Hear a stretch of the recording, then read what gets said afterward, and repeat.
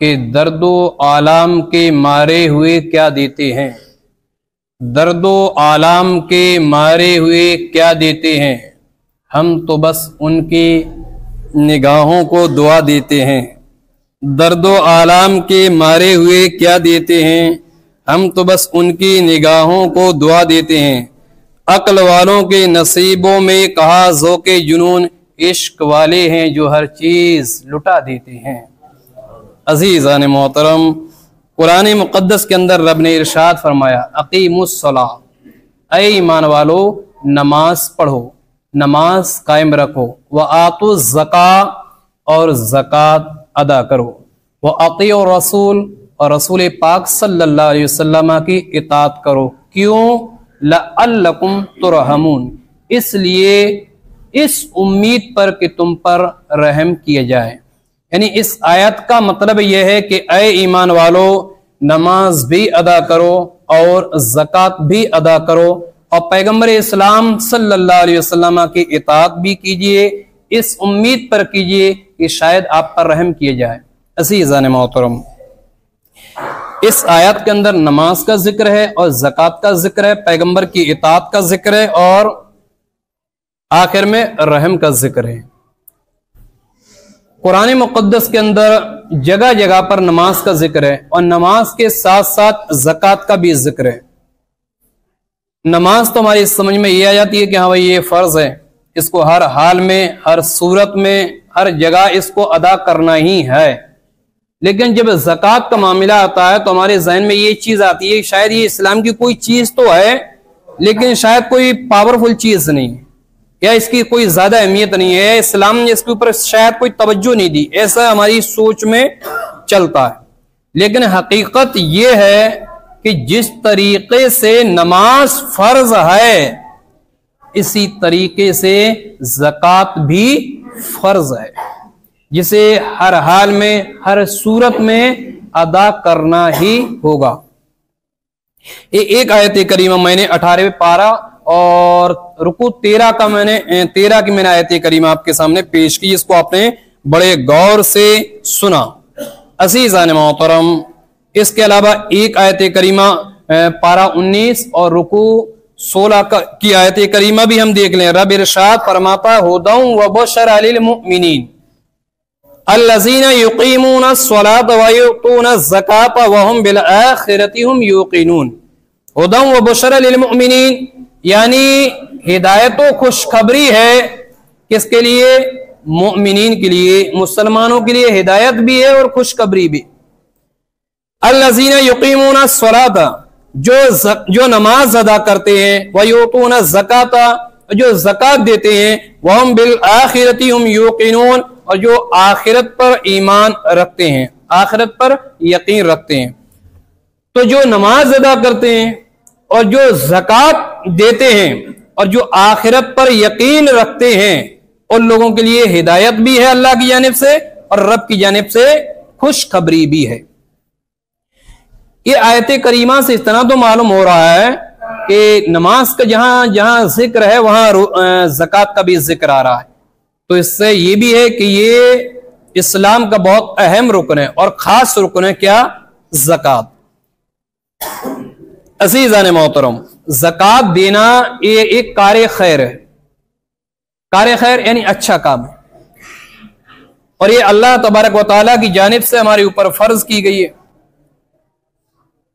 कि अपने माल में से 2.5% बारगाहे इलाही के रास्ते के लिए उसको हम निकालें। ज़कात की कई सूरतें हो सकती हैं, जैसे कोई यतीम है, कोई मिस्कीन है, कोई फकीर है, मोहताज है, मदारिस हैं। ये वो जगह है कि जहां आप अपनी ज़कात आसानी के साथ अदा भी कर सकते हैं और ज़कात देने की जगह भी है। या बहुत से ऐसा भी है कि कई बहनें हमारी ऐसी भी है कि जिनके शौहरों का इंतकाल हो चुका है, शौहर का इंतकाल हो चुका है। अब शौहर का इंतकाल हो चुका है तो अगर उसके बच्चे वाकई हैं, कमाने लायक हैं, जो माँ को अच्छी तरीके से देखभाल कर रहे हैं और अच्छे कमाने वाले हैं, जब तो उनको ज़कात देने की जरूरत नहीं है।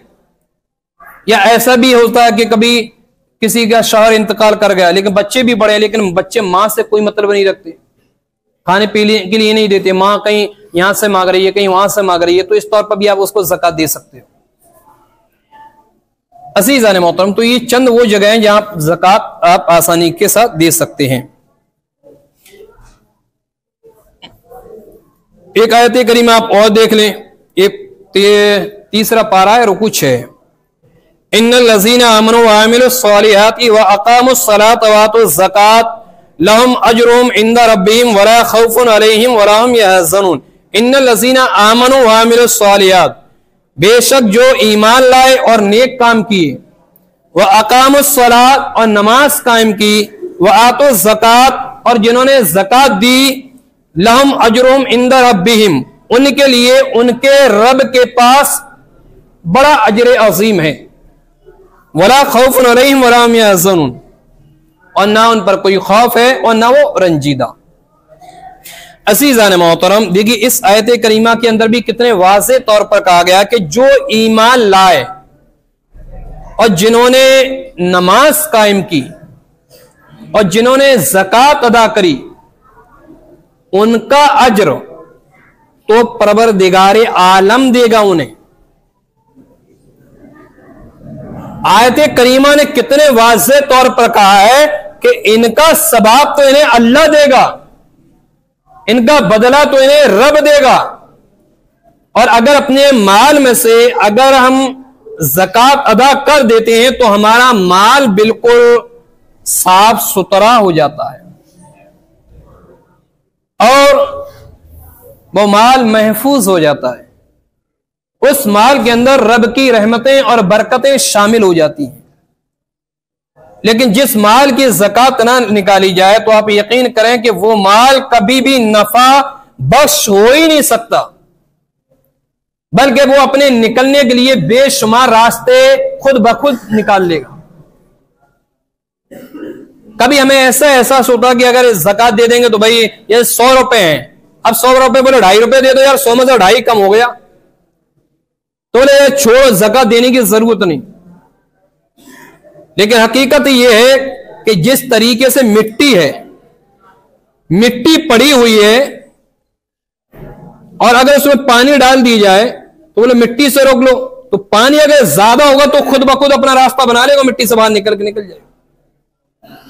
अगर माल की ज़कात ना दी तो कभी बीमारी की सूरत में निकलेगा, कभी परेशानी की सूरत में निकलेगा, कभी एक्सीडेंट की सूरत में निकलेगा, कभी अटैक की सूरत में निकलेगा, कभी और कोई मुसीबत की सूरत में निकल जाएगा। लेकिन ज़कात खुद ब खुद या तो आप निकाल दोगे तो अल्लाह के यहां से आपको इनाम मिलेगा, और नहीं निकालोगे तो अपने निकलने के लिए वो रास्ता खुद ब खुद ढूंढ लेगा, लेकिन निकल जाएगा, वो पैसा रुकेगा नहीं। ज़कात का पैसा कभी नहीं रुकता।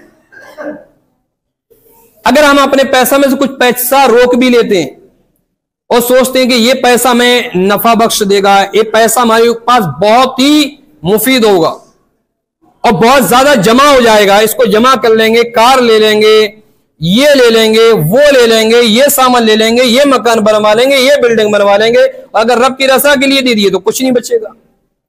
तो हकीकत ये कि अगर जो मकान बनवा लेंगे वो भी मुफीद नहीं होगा। हो सकता है अल्लाह जिंदगी में ऐसे दिन डाल दे कि कर्जे में डूब जाए, कोई दुकान डाल लिया तो अल्लाह कारोबार में नुकसान कर देगा। इसलिए अपने पैसों की ज़कात जरूर निकालें, क्योंकि ये फर्ज है। अज़ीज़ान मोहतरम, अब आप लोग और सुन लें। देखिए पारा 10 है और रुकू 11। इस आयत का तर्जुमा आप लोग बड़े गौर से सुनेंगे, और ये कुरानी से मैं बयान कर रहा हूं। इस आयत का सिर्फ तर्जुमा देख लीजिए आप, जिससे मालूम हो जाएगा कि ज़कात क्या चीज है। और आपसे एक चीज और गुजारिश करूंगा कि थोड़ा सा बात मत करिएगा, तवज्जो दीजिएगा। ऐ ईमान वालो, जो लोग सोना चांदी और मालो दौलत जमा करते हैं, ऐ ईमान वालो, जो लोग सोना चांदी और मालो दौलत जमा करते हैं और उसकी ज़कात अदा नहीं करते और उसे अल्लाह की राह में खर्च नहीं करते, उन्हें दर्दनाक अजाब की खुशखबरी सुना दो। अल्लाह फरमा रहा है अपने हबीब से कि मेरे महबूब, अगर लोग अपने माल की ज़कात नहीं निकालते तो उन्हें तुम एक दर्दनाक अजाब, खतरनाक अजाब, भयानक अजाब की खुशखबरी सुना दो कि तुम्हें अजाब का सामना करना होगा। रब के कहर, उसके गजब का सामना तुम्हें करना होगा। जिस दिन दोज़ख की आग में वो तपाए जाएंगे, दोज़ख की आग में कौन? जो लोग ज़कात नहीं देते, उनसे उनकी पेशानियां और करबटें और पीठें दागी जाएंगी, उनसे उनकी पेशानियां, इसके अलावा और करबटें, इसके अलावा और पीठें दागी जाएंगी और उनसे कहा जाएगा ये वो मालो दौलत है जो तुमने अपने नफ्स के लिए जमा किया था, तुमने अपने आप के लिए जमा किया था, अपने फायदे के लिए जमा किया था। अब तू उसका मजा चको जो माल और दौलत तुमने जमा किए थे।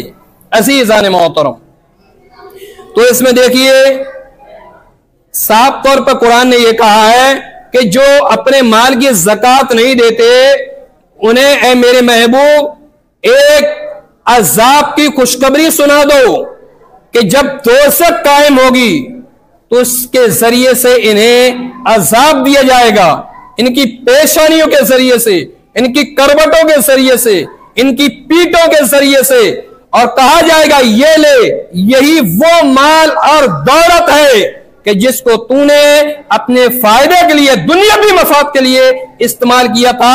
आज देख यही दौलत तुझे कितना खतरनाक अजाब दे रही है।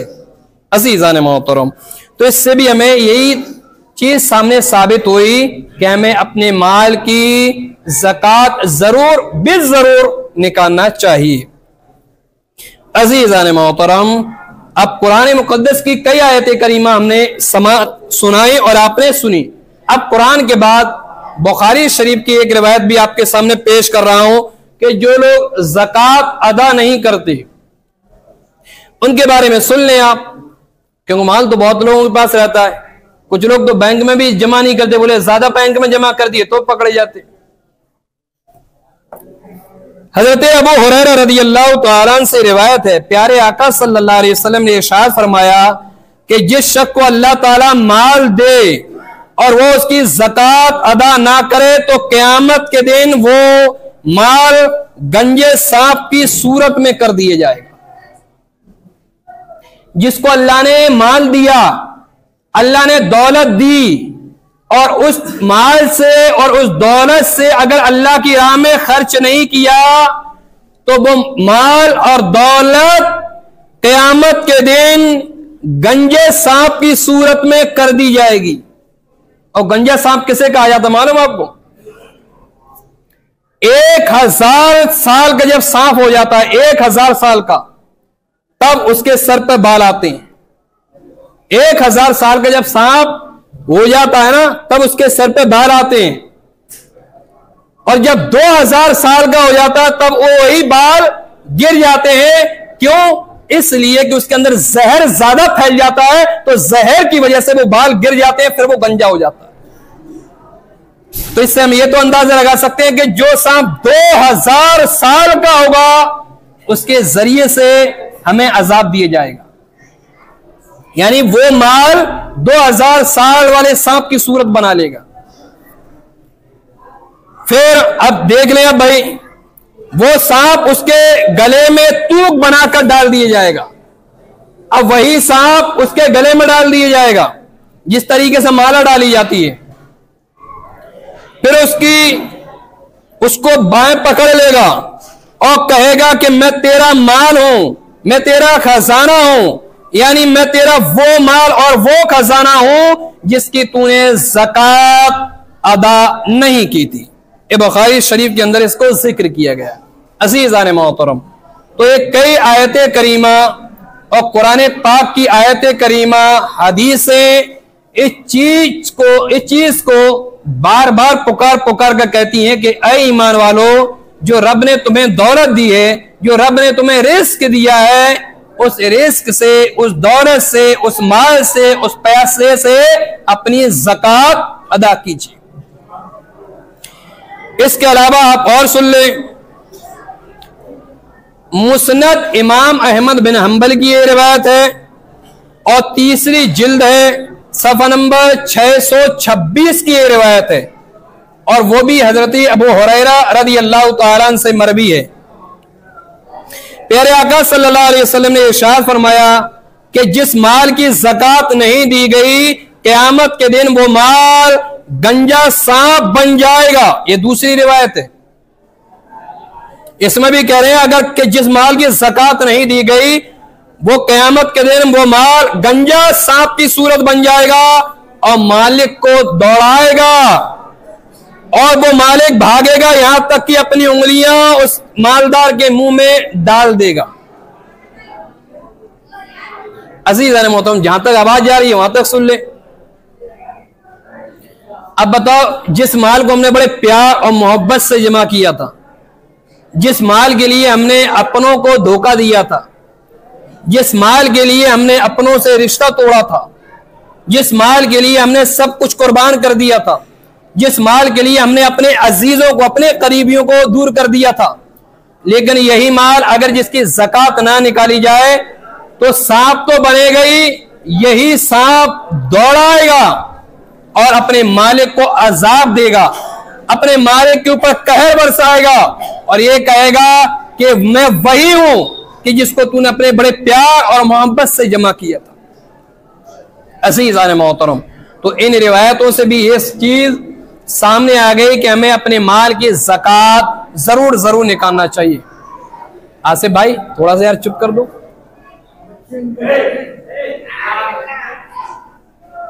ये ऊपर चल रहा है,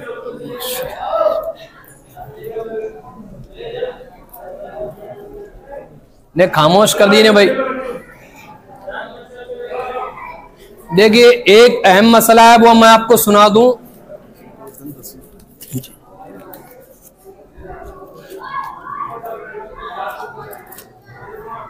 आप लोग एक मसला सुन लें, बहुत अहम, जो मैं सुनाने जा रहा हूं आपको। देखिए, जो ज़कात है ना, ये फर्ज है, ज़कात फर्ज है, इसका इनकार करने वाला काफिर है। जिस तरीके से अगर कोई नमाज का इनकार कर दे तो वो हालत इस्लाम से निकल जाए, इसी तरीके से अगर कोई ज़कात का इनकार कर दिया तो ये भी हालत ईमान से निकल जाएगा और काफिर हो जाएगा। और ज़कात ना अदा करने वाला ये फासिक है, यानी जो ज़कात नहीं देते, ये शरीयत ये कह रही है ये फासिक है। और ज़कात में ताखीर करने वाला गुनहगार मरदूदो शहादा है कि जिसकी गवाही कबूल ना हो। अज़ीज़ान मोहतरम, तो ये वो रिवायतें जिनसे ये भी चीज सामने आ गई कि हम ज़कात का भी इनकार हरगिज़ नहीं कर सकते। और इस समय अगर जिसके पास 65,000 रुपए फी ज़मानिना यानी हमारे जमाने में, ये असरे हाजिर में, अगर जिसके पास 65,000 रुपए हो तो फिर वो 2.5% के एतबार से अपनी ज़कात निकाले, 2.5% के एतबार से अपनी ज़कात निकाले और जरूर निकाले। मैंने जगह बता दी, अगर कोई गरीब है तो उस गरीब को आप ज़कात दे सकते हो। अगर कोई मिस्कीन है, कोई यतीम है, कोई फकीर है, या कोई ऐसी औरत विधवा है कि जिसका कोई सहारा नहीं है, तो आप उसको भी ज़कात दे सकते हो। और अगर ऐसी जगह ना मिले तो आप मदारिस यानी मदरसे की तरफ रुख कर सकते हो और अपनी ज़कात सही जगह इस्तेमाल कर सकते हो। अल्लाह की बारगाह में दुआ है, परवरदिगार हम तमाम को अपने अपने मालों में से ज़कात निकालने की तौफीक अता फरमाए। अस्सलामु अलैकुम व रहमतुल्लाह।